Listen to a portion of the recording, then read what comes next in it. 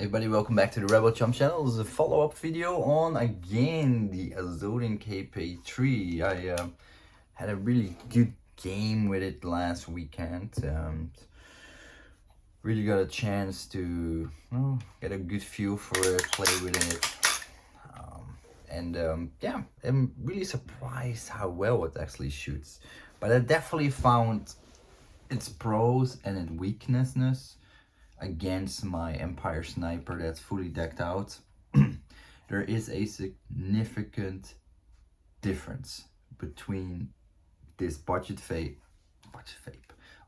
pump and a highly upgraded pump that shoots like a CCM pump.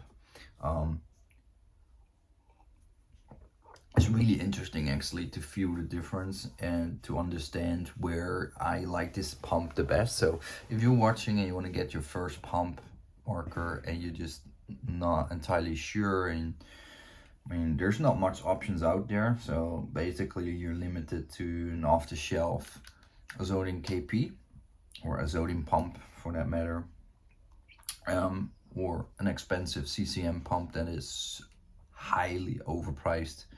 It's like going 2-3 times for what is actually worth it, in my personal opinion. I like CCM pumps, but I don't think they're worth $1,600, $1,800 for just a regular T2 or Series 6. Hell no. Or a fully upgraded Empire Sniper, roughly $900, which is also ridiculous. But to just break it down for you, this pump shoots really well on the closer distance for me.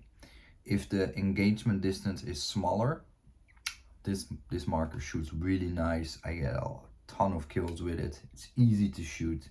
I actually prefer it for the close quarter combat fighting situations. I really like the Azodin KP3 over my Empire Sniper that is fully decked out.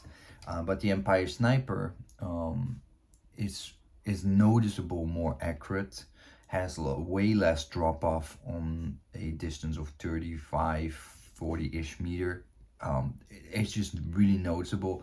This marker drops off relatively fast, whereas the ball just losing its velocity, and it's just noticeable after the 25-30 meter mark. You can see the ball dropping off pretty significantly. It's also a little bit less accurate ball on ball. I just noticed the difference. Same barrel system, same inserts, exact same thing. This one is slightly less accurate, and it's just noticeable on the longer engagement distances of 40 meters, which is kind of the max for most paintball markers. You just notice that you're not very capable, at least with this particular KP3 and my skill sets and my personal opinion. So your opinion may vary, but I feel it's not as tight of a grouping ball on ball. It feels a bit more sloppy. Also over the chrono, this chrono is plus 20, minus 20 FPS difference per shot. Sometimes it's 250, it's next to 270, 280, 259. With the Empire Sniper, it's ball on ball accuracy, but I'm fully decked it out with Inception designs, including the valve. It's like 261, 263, 264. That kind of FPS fluctuation with this guy just fluctuates 20 FPS per shot. It's also really matter if you hold the pump handle properly forward or not. It makes a big difference. Normally it makes a difference with most pump markers if you don't hold the pump handle forward, but with this one it's more noticeable.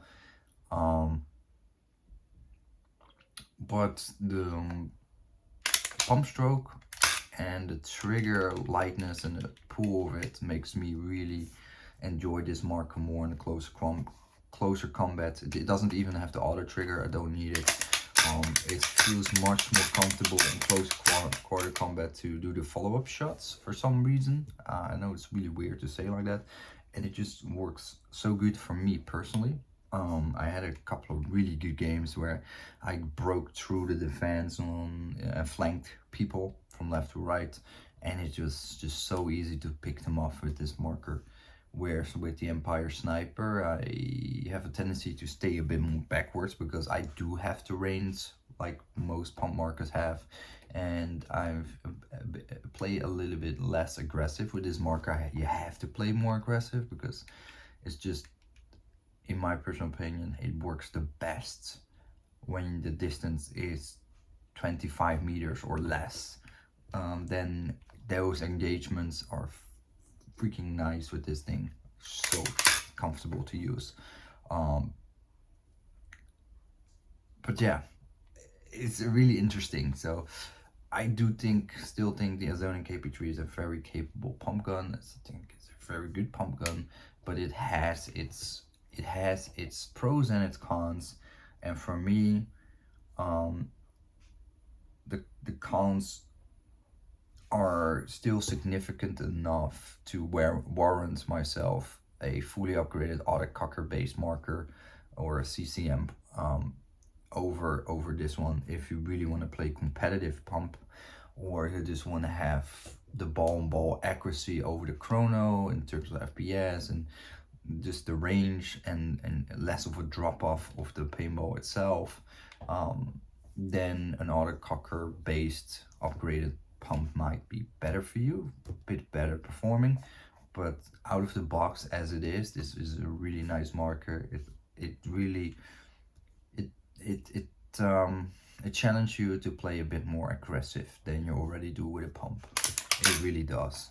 With this pump, you really have to be a bit more in front than you normally have to. And once you're there, I mean, you feel like there's no difference between you, any Mac marker or electronic marker. You just pick them out one by one, and it just shoots really nicely and lovely. So yeah, highly recommend. Get yourself a KP3 as a backup pump or backup marker, having it in your bag, loan it out, start playing pump in a cheap way. It's really fun. So that was my last video about the Azodin KP3. Finally done with it now. My final verdict is, I really like playing with this marker, but it's definitely for the more aggressive games. And otherwise, I use my Empire Sniper if I want to have the best performing marker that is just having the best accuracy, as the chrono and just the output of the marker just being consistent, more so than this marker. It's a bit less consistent. But yeah, this guy makes me smile. This guy makes me having really a lot of fun playing pump. So that really counts. So this will be in my main rotation for the coming few months. It will be my main marker, and my Empire Sniper will be my backup. And yeah, it really depends on the situation. If I'm a couple of games in and I feel like shit, I need a little bit more performance, a little bit more flatter trajectory of my paintballs, and I need a bit more play a little bit more assertive or a bit more defensive. The Empire Sniper is 100% my choice. Playing aggressive and close up, this marker is 100% my choice. So it's a bit of a toss-up which situation I want to play what. But it's also cool to say and to see that not every pump plays exactly the same, and like any marker, having one or two different types of marker that can do different stuff for different situations is cool. So you can change out during the day when you're playing, do half a day with one pump and half a day with another pump or another type of marker, electronic or Mac, whatever, to spice things up. So that was the final verdict that I have on the Azodin KP3. Really cool thing, cheap, affordable, fun.